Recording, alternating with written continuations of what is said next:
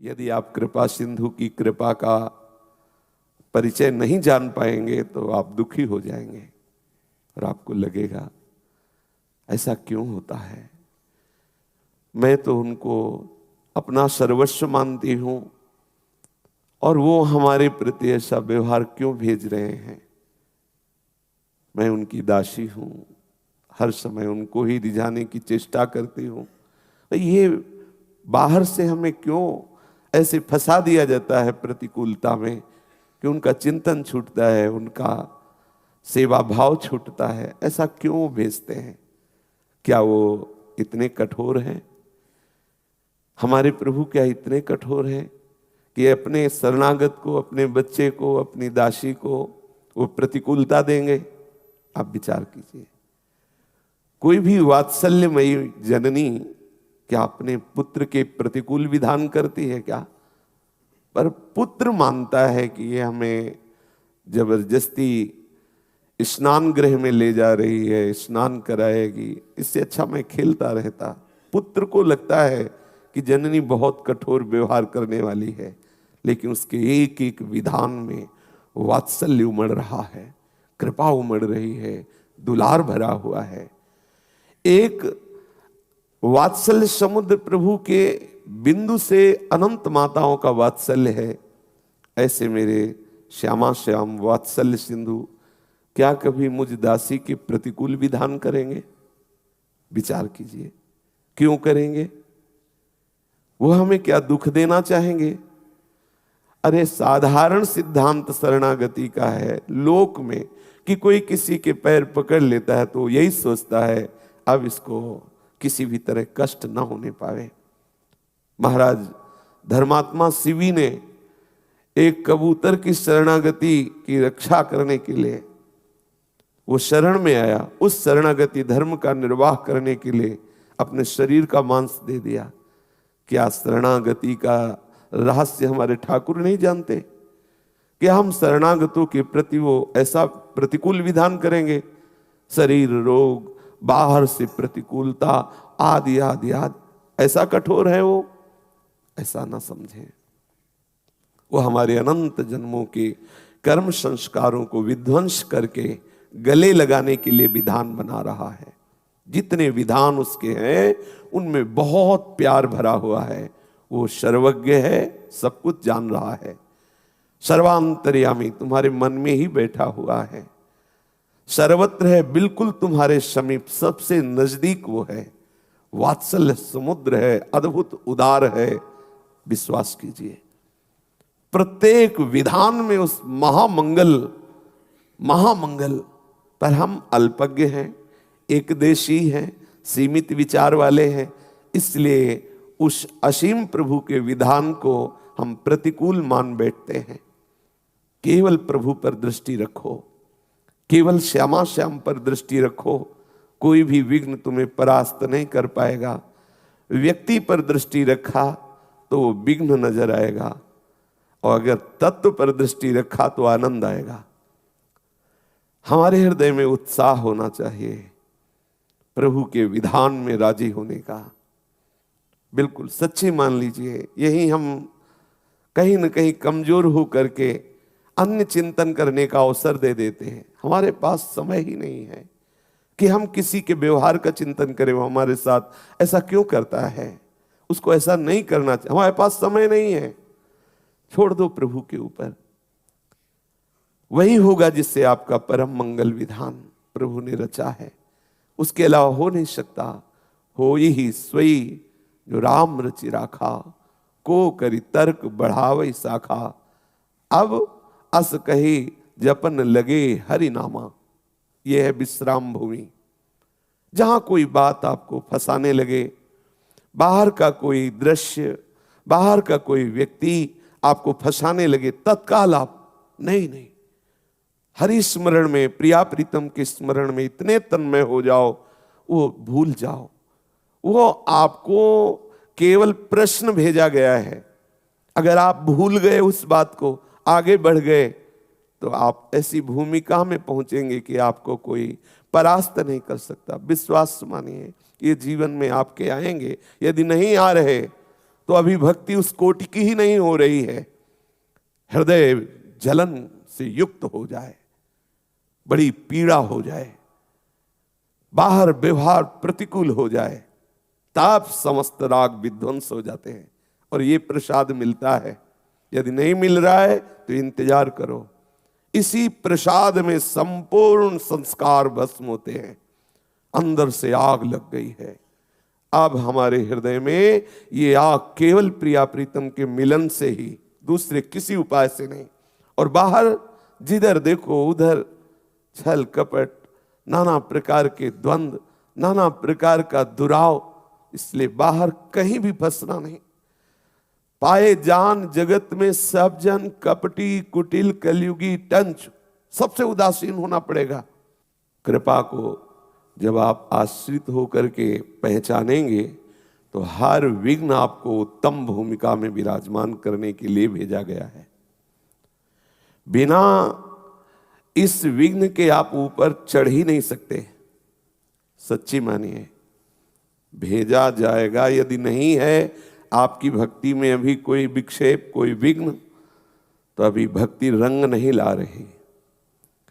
जिस दिन आपकी भक्ति में रंग आना प्रारंभ होगा, उस दिन ऐसे प्रश्न सामने उपस्थित होने लगेंगे, आंतरिक और बाह्य, जो आपको लगेगा अगर ये विघ्न ना होता, ऐसी वृत्ति ना होती तो हमें बहुत आनंद होता।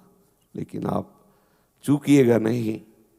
वो आपको भूमिका से ऊपर उठाने के लिए आया है। उसे ऐसा ना मान ले कि ऐसी परिस्थिति बदल जाए तो अच्छा होता। ऐसी मांग ना करें। जोई जोई प्यारो करे, सोई मोहि भावे। प्यारे, तुम जैसी भी परिस्थिति में मुझे रखोगे, आपके कृपा बल से मैं आपका विस्मरण नहीं होने दूंगा। मैं आपकी रसरीति से एक पल भी विलग नहीं होऊंगा, आपकी कृपा बल से।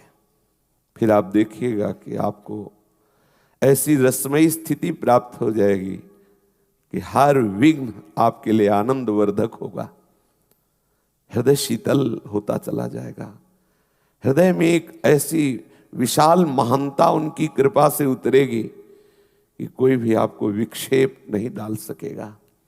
हम शास्त्र का आश्रय, साधन का आश्रय, संतों का आश्रय इसीलिए लेते हैं कि हमारी संपूर्ण चित्तवृत्ति श्यामा श्याम के चरणों में तन्मय हो जाए। हमारा लक्ष्य श्यामा श्याम। जब तन्मय हो जाओगे तब आपको पता चलेगा सब श्यामा श्याम ही हैं। पर जब तक श्यामा श्याम से ऐसी अनन्य प्रीति नहीं होगी, तब तक आप सच्ची मान लीजिए कोई आपके प्रेम का आदर करने वाला नहीं मिलेगा। आप चाहे जो कुछ करके देख लीजिए, आपका हृदय विश्राम नहीं प्राप्त कर पाएगा। आपको क्षोभ होगा कि मैंने सब कुछ दिया, लेकिन आज भी संशय, आज भी ये कि ये मेरा नहीं है, आज भी ये कि कहीं ये मेरे से हट ना जाए, मैंने तो सब कुछ दे दिया इनको। ये आपके अंदर क्षोभ होगा और ये क्षोभ आपको भगवत चिंतन नहीं करने देगा। फिर आप निराश होने लगेंगे। ये सूक्ष्म विषय अंतःकरण का है, हृदय का है। यदि आपने गोरे सांवले चरणारविंद के सिवा कहीं भी आश्रय लिया तो ये आपको होगा। बस एकमात्र उनके चरण प्राप्ति के लिए हमारा संबंध है। एकमात्र उनके चरणों का सतत चिंतन बना रहे, इसलिए सानिध्य है। हमारी प्रीति का विषय केवल श्यामा श्याम है। जब ये बात रहेगी ना, तो पूरा विश्व आपको छोड़ दे तो भी आप कभी अकेले नहीं होंगे, निराश नहीं होंगे। नहीं, ऐसी स्थिति आ जाती है कि आप क्या करें, हम तो इनके ही सहारे थे, हमारा तो सर्वस्व ये ही थे, अपने प्राण समर्पित कर दिए और ये हमारी तरफ देखते भी नहीं, हमें ठुकरा दिया। हमारे ऊपर इनको विश्वास ही नहीं कि मैं इनका हूं, अब क्या करूं। आप निराश हो जाएंगे। एक बार ऐसी स्थिति आएगी कि फिर आपको लगेगा कि अब क्या करूं, इन्हीं के सहारे था। कभी धोखे में मत रहना। यदि आपने गोरे सांवले चरणारविंद का आश्रय लिया है तो उस समय भी आप आनंदित रहेंगे, है ना प्रिया प्रीतम। इस रूप में अभी तक दुलार करते रहे, लेकिन वह हमारे समीप है। भले ये सारे रूप चले जाए, पर वो रूप तो है ना जिसके लिए हमने संबंध बनाया था, जिसके लिए हम अपना माने हुई थी। ये धारणा पक्की बैठा लीजिए, आपको कोई गिरा नहीं पाएगा। नहीं, ऐसी स्थिति आती है, ऐसी लीला रचती है माया कि एक समय ऐसा अनुभव में आता है कोई मेरा नहीं है। जिधर देखो उधर वो ऐसे फंसाओ, ऐसे ऐसे बिंदु डाले जाते हैं जिससे आप अरज कर उसी का चिंतन करें, प्रिया प्रीतम का चिंतन छूट जाए। बहुत ऊंचाई की बात कह रहा हूं, आंतरिक साधना की ऊंचाई की बात। जब आप इधर पूर्ण तन्मयता प्राप्त करना चाहेंगे तब वो आपके सामने बिंदु प्रकाशित होने लगेंगे कि आप उनमें उलझ जाओ। हरिराम व्यास जी कहते हैं, बहुत लीला करके भक्तों की ऐसी ऐसी चेष्टाएं, हमने जूठन भी खाई, उनके चरण भी चाटे, क्या क्या परिवार से लेके समाज से लेके सब, कहीं विश्राम हृदय को पूर्ण नहीं मिला। अब विश्राम मिला है श्री वृंदावन धाम का आश्रय, प्रिया प्रीतम के गोरे सांवले चरणारविंद का चिंतन। ये बैठा लो हृदय में, नहीं आप कहीं ना कहीं डगमगा जाएंगे। ये पक्का निश्चय रख लो, केवल आप और प्रिया प्रीतम बस। आप कहेंगे वैष्णव जन, रसिक जन, गुरुदेव जन, ये तो उन्हीं में प्रीति लगाने के लिए वही आए हुए हैं, बस इतना, उन्हीं के संबंध से, अन्य नहीं, इतना भी अन्य नहीं। गुरु गोविंद ने भेद कर, वही है हमारी प्रधानता, वही है। वही गोरे सांवले चरणारविंद का परिचय देने के लिए गोरे सांवले चरणारविंद एक रूप धारण करके गुरु रूप से, इष्ट रूप से वही है, दूसरे नहीं है, बस अलग नहीं, इतना भी अलग नहीं, इतना भी। अगर इतना भी रहेगा तो एक समय आएगा, आप इस देख लेना, अनुभव कर लेना, आप हताश और निराश हो जाएंगे और आपको लगेगा अब क्या करें। ये प्रश्न अब क्या करें, अब हमारा जीवन कैसे आगे बढ़े, क्योंकि हम जिनके सहारे थे उनको ही विश्वास नहीं कि मैं उनका हूं और ठुकरा दिया गया। आप क्या करें, ऐसी परिस्थिति आपके जीवन में आ सकती है, लेकिन आपको इतने बलवान होना है, श्यामा श्याम श्यामा श्याम, विजय ही विजय है, प्यार ही प्यार मिलेगा, अपार प्यार मिलेगा। पर यह निष्ठा आपको धारण करनी पड़ेगी, अन्य नहीं, एकमात्र प्रिया प्रीतम, एकमात्र। जब इस स्थिति में रहेंगे कोई परास्त नहीं कर पाए, इससे बैठा लो, ये बहुत आवश्यक है, बहुत आवश्यक।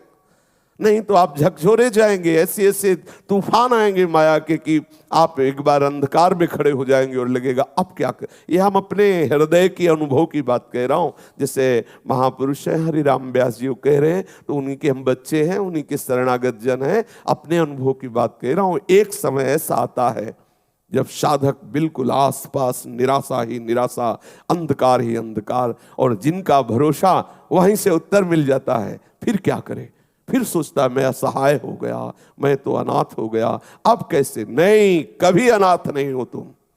सर्व समर्थ जो बाहर रूप रख के तुम्हें सहयोग कर रहा है वही तुम्हारे अंदर बैठा हुआ है। तुम पकड़ लो उसके चरणार बिंद को, सब अनुकूल हो जाएंगे, सब अनुकूल हो जाएंगे। पक्का समझना, ये भी उनकी लीला होती है कि तुम कहीं भी इतना भी अन्य आश्रय न रखो, पूर्ण रूप से उन्हीं का आश्रय। हम गुरुदेव में पूर्ण रूप से श्यामा श्याम को, वैष्णव जनों में, रसिक जनों में पूर्ण रूप से श्यामा श्याम को, अन्य को भाव लाकर नहीं, अन्य का भाव लेने से ही आपका उपासना मार्ग बाधित हो जाएगा। इस बात को बैठा लीजिए। अगर कोई सूत्र आपको किसी से भी मिल रहा है तो मेरे श्यामा श्याम अपनी प्राप्ति के लिए इसके हृदय से बैठकर बोल रहे हैं, मुझे समझा रहे हैं, हमें उससे प्रीति नहीं, हमें उस सूत्र से प्रीति करनी है, श्यामा श्याम से प्रीति करनी। ये बैठा लो, हृदय की बात है। नहीं तो आप विक्षिप्त हो जाएंगे, आप धोखे में हो जाएंगे, आप परास्त हो जाएंगे, आप निराश हो जाएंगे। ये अनुभव की बात कह रहा हूं, निराश हो जाएंगे आप। ये पूरे जब इस मार्ग में चला जाता है तो ऐसे ऐसे मोड़ आते हैं जिन मोड़ पर खड़े होकर उपासक विचार करता है। जीवन में देखा है इस विषय को, विचार आप क्या करें। अब कोई, सब उपहास करने वाले मिलेंगे, सब आपको निराश करने वाले मिलेंगे, सब आपको हताश करने वाले मिलेंगे, कोई ऐसा बोलने वाला नहीं मिलेगा शाबाश बहुत अच्छा, बहुत अहोभाग्य आपके, आप आगे बढ़ो, ऐसा उपहास करे। जहां उसका उत्साह बढ़ाना चाहिए उपासक का माया पर विजय प्राप्त करने के, वहां इतना नीचे गिराया जाता है। इसलिए आप केवल श्यामा श्याम के चरणों का आश्रय लीजिए, वो अनंत रूप धारण करके आपको संभाल लेगा। किसी रूप में, किसी अन्य नाम में, किसी के प्रति तनिक भी अन्य आस्था न रखते हुए केवल नाते ने राम के मनियत सुहद सुसेव्य जहां लो, बस इतना केवल सिद्धांत बैठा लीजिए, आप विजयी होंगे, आपको कोई परास्त नहीं कर सकता। जहां जहां हम अपनापन किए हैं, श्यामा श्याम से थोड़ा भी विलग अन्य आश्रय लिए, वही हमारी उत्तम भूमिका में पहुंचने में बाधा पहुंचा देगा। विश्वास कर लीजिए, ये महापुरुषों के वचन हैं। जैसे ही हम भगवत चरणारविंद का पूर्ण अनन्य भाव से आश्रय लेते हैं, हमारे अंदर प्रभु की कृपा से दैवी सद्गुण प्रकट हो जाते हैं। वो दैवी सद्गुण हमारे भजन को बढ़ाते हैं, हमारे भजन को सुरक्षित रखते हैं। भजन जैसे जैसे हमारा बढ़ता जाता है, वैसे वैसे हमें अपने आराध्य देव की दिव्यता का अनुभव, आराध्य देव की सानिध्य का अनुभव, आराध्य देव की कृपा दुलार का अनुभव होने लगता है। फिर कोई परवाह नहीं। जैसे जैसे हमारे अंदर भगवत प्रीति बढ़ती जाती है, वैसे वैसे हम बेपरवाह होते चले जाते हैं। कौन कौन से सद्गुण हमारे हृदय में प्रकाशित होते हैं, ये चर्चा चल रही है कि उपासक के हृदय में ये अवश्य सद्गुण आते हैं। यदि आप इस मार्ग में चलना चाहते हैं तो इन सद्गुणों का वर्ण करें। शरीर से, वाणी से, मन से भी हमारी चेष्टा ये रहे कि किसी को दुख ना पहुंचे, ये हमारे अंदर चेष्टा रहे। लेकिन ध्यान ये सूक्ष्मता से रहे कि हमारी चेष्टा रहे, वो दुखी हो रहा है तो हम उसको सुखी करने के लिए अपने सिद्धांत को छोड़ दें, अपनी भजन शैली को छोड़ दें, अपनी उपासना को छोड़ दें, ऐसा नहीं कहा गया। आपके द्वारा कोई चेष्टा ना हो और अपने आप कोई आपसे द्वेष मान कर, दोष भाव करके वो दुखी हो रहा, तो ये उसका चिंतन है। हम उसके दुख की निवृत्ति के लिए अपने सिद्धांत को नहीं छोड़ सकते, अपनी उपासना को नहीं छोड़ सकते, अपने भगवत मार्ग को नहीं छोड़ सकते कि सामने वाला दुखी ना हो, हम चल के उससे प्रपंच बात कर ले, हम उसकी राजी हो बात, उसको राजी करने के लिए हम ऐसी बात कर ले, ऐसी चेष्टा कदापि आवश्यकता नहीं। आप अपने मार्ग में ठीक से चलिए। सामने वाला यदि आपके इस चलने में दुखी हो रहा है तो ये उसका चिंतन है, हमारी ओर से कोई चेष्टा नहीं हो रही है। यह अहिंसा का स्वरूप। हम शरीर से, मन से, वाणी से भी कोई ऐसी चेष्टा जिससे दूसरों को दुख पहुंचे, वो हमारे अंदर भावना होती है, समझना। जैसे हम किसी से नहीं बोल रहे, किसी की तरफ नहीं देख रहे, तुम प्रणाम करो, नमस्कार करो, तुम्हारी श्रद्धा का विषय है और अपने भजन में डूबे। अब वो दुखी हो रहा है तो हमारी चेष्टा तो नहीं हुई अंदर से कि उसको दुख हो, वो स्वयं कल्पना करके, भावना करके दुखी हो रहा है, उसका विषय है। अब हम उसकी दुख निवृत्ति के लिए उससे बात करें, उसकी तरफ देखें, उससे व्यवहार करें, इसकी आवश्यकता नहीं है।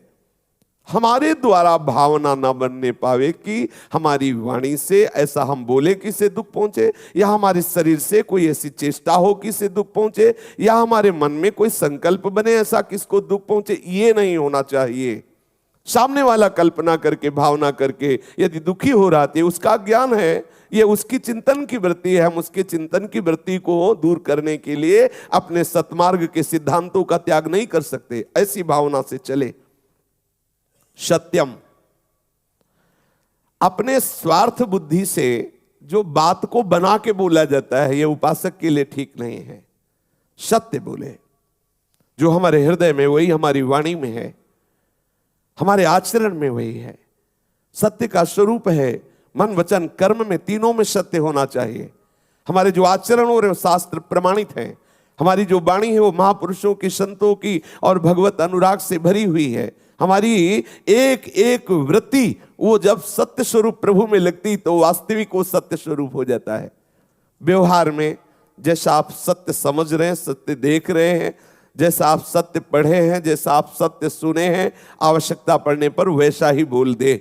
उसमें मिलावट ना करें, उसमें छल भरे वचनों की रचना ना करें। सत्य, वास्तविक सत्य तो प्रभु ही है और प्रभु के नाम गुण रूप लीला धाम यही परम सत्य है। इन्हीं की चर्चा करना, इन्हीं का चिंतन करना सत्य है।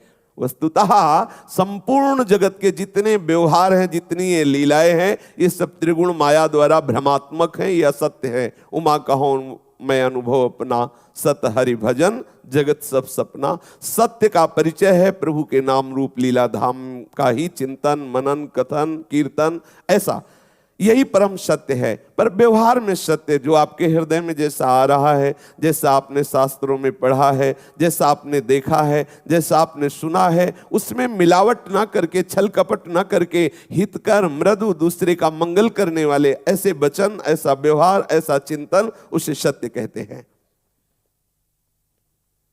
त्यागः, संसार से विमुख हो जाना ही त्यागः है। संसार का शब्द आते ही हमारी दृष्टि बाहर हो जाती है। ये सब छूट जाए तो त्यागी हम कहलाएंगे। ये सब छूट जाए बाहर की बात नहीं है। कहीं भी रहोगे तो संसार में ही, भूमि में ही रहोगे, कहीं भी रहो है तो संसार ही। त्याग किसे कहते हैं? बोले जो संसार से विमुख हो गया है, जो संसार का त्यागी है वही त्यागी है। क्या संसार है? ये स्थूल शरीर, ये सूक्ष्म शरीर, कारण शरीर, यही संसार है। इसका त्याग करो। कहीं भी आप ये शरीर हो, आपको कोई फर्क नहीं पड़ता यदि आप प्रभु के चिंतन में हैं। अगर इसका राग है तो आप कहीं भी हो, आप रागी है, त्यागी नहीं है। इसलिए सावधान, हम बाहरी संग त्यागे, बाहरी पढ़ना से त्यागे, बाहरी उपचेष्टाएं त्यागे, जिससे हमारे प्रिया प्रीतम के भजन में बाधा पड़ती है।